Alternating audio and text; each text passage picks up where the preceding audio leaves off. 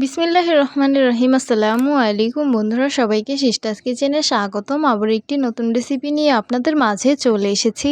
আজকে আপনাদের তৈরি করে দেখাবো গরুর পায়া দিয়ে নেহারি রান্না, তো দেখতে থাকুন।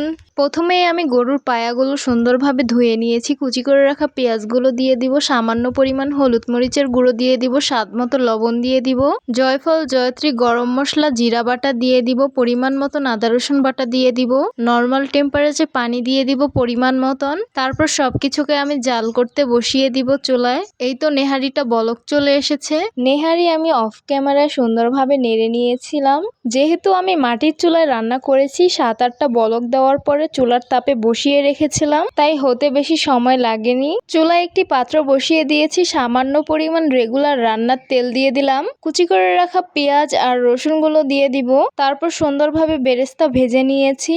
জাল করে রাখা নেহারির উপরে বেরেস্তাগুলো দিয়ে দিব। যেহেতু নেহারিতে অনেক বেশি তেল ছিল, তাই আমি রেগুলার রান্নার তেলটা একটু কমিয়ে দিয়েছিলাম। এখন সুন্দরভাবে নেড়ে মিক্স করে নিব। হয়ে গেছে, পরিবেশন করে নিলাম হোমমেড নেহারি রান্না। দেখতে খুবই লোভনীয় লাগছে, খেতে কিন্তু খুবই সুস্বাদু হয়েছে।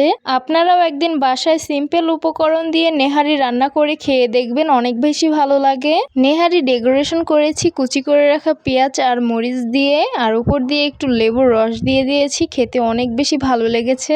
তো আশা করছি আমার আজকের রেসিপি আপনাদের কাছে অনেক বেশি ভালো লাগবে। ভালো লেগে থাকলে আমার ইউটিউব চ্যানেলটি সাবস্ক্রাইব করবেন, আর যারা আমার ফেসবুক পেজ থেকে দেখছেন পেজটিকে ফলো করবেন।